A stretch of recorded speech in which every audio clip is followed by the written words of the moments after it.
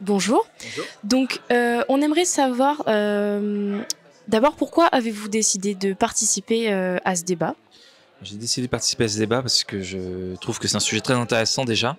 On a quand même un énorme enjeu avec le réchauffement climatique et la vieillesse du parc nucléaire de transition en fait, de sobriété, etc. C'est des sujets qui m'intéressent beaucoup. On n'a pas vraiment l'occasion d'être invité à ce genre de débat d'habitude. Est-ce que pendant ce projet, ce débat, vous avez pu vous exprimer comme vous le souhaitiez et est-ce que c'était propice à la discussion? Oui, totalement. Donc là, on est répartis en plusieurs sous-groupes et justement, dans nos groupes respectifs, on a chacun la parole. On est aidé d'un facilitateur ou d'une facilitatrice qui nous permet justement qui permet d'animer les débats et de donner la parole équitablement à tous. Ça a permis d'avoir des réponses. Le sujet est tellement vaste que les informations sont parfois pas assez claires. Et oui, j'ai pu donner mon avis sur les choses qui ont été présentées. Très bien au passage. Vraiment très content. Qu'est-ce que vous pouvez dire que ce débat vous a apporté à titre personnel? À titre personnel, c'est toujours intéressant de participer à des débats parce qu'on se confronte à des points de vue qu'on n'a pas l'habitude d'entendre forcément. On arrive avec nos a priori, nos convictions, nos avis.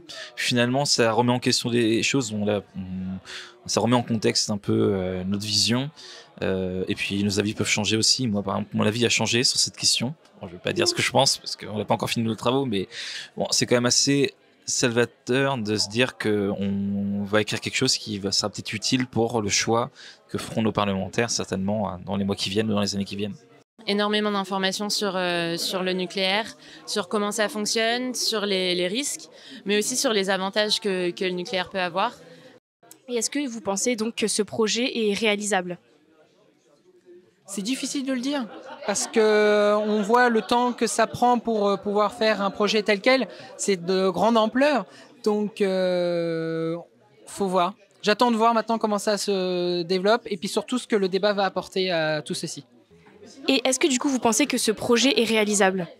Totalement, mais bien évidemment, il va falloir la coopération de plusieurs acteurs, que ce soit comme les collectivités territoriales, les décideurs, les décideurs publics.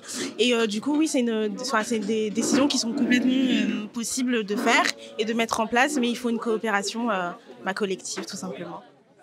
Qu'est-ce qui vous a motivé à faire cette commission, ce groupe restreint?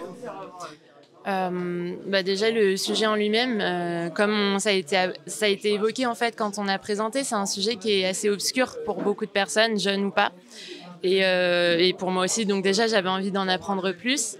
Et dans le cadre de mes cours, j'étudie tout ce qui est transition écologique en urbanisme, etc. Donc forcément ça touche aussi à mes sujets d'intérêt. Donc je me suis dit que c'était bonus autant pour mes cours que pour le CRJ, puisque je suis aussi sur le groupe de travail environnement. Donc voilà, c'était un petit mix de mélange de centres d'intérêt. Est-ce que vous voulez bien nous expliquer comment ce débat s'est déroulé dans ce groupe restreint? Bien sûr. Alors, on a eu 2 regroupements. Un premier fin novembre à la région, Normandie à Caen, où finalement on a eu 3 premiers intervenants. Un intervenant d'EDF, un intervenant de la SFEN, donc Société Française des Études de Nucléaire, et un intervenant d'Enercop, qui est un fournisseur alternatif. Donc là, on a pu discuter un peu déjà du sujet, mettre en contexte. On a fait des petits groupes de travail sur lesquels on dégageait les enjeux et on dégageait des dilemmes, en quelque sorte. Et puis, à partir de ces travaux, nous avons fait un second regroupement avec d'autres intervenants qui étaient spécialisés un peu sur les questions pour lesquelles il était intéressant d'avoir des réponses pour nous, pour forger un avis. Donc là, on s'est retrouvé à Caen aussi, dans un autre endroit. On a rencontré ces personnes et là, on a finalisé notre contribution au débat qu'on a vu ce matin au sein des diaporamas et des présentations que nous avons fait chacun à l'ensemble du groupe, puisque là, actuellement, on est entièrement... quasiment tous les membres du CRJ sont là et on va compléter à travers les avis que nos camarades ont actuellement. Et pourquoi vous trouvez ça important d'inclure les citoyens dans ce débat?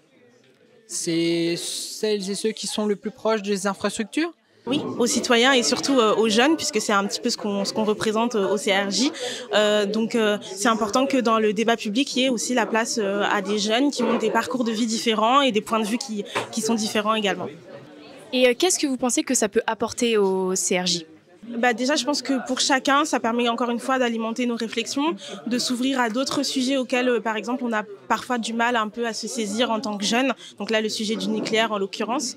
Donc je pense que chacun, ça nous permet d'ouvrir une certaine réflexion individuelle qui peut avoir aussi un pouvoir sur le collectif.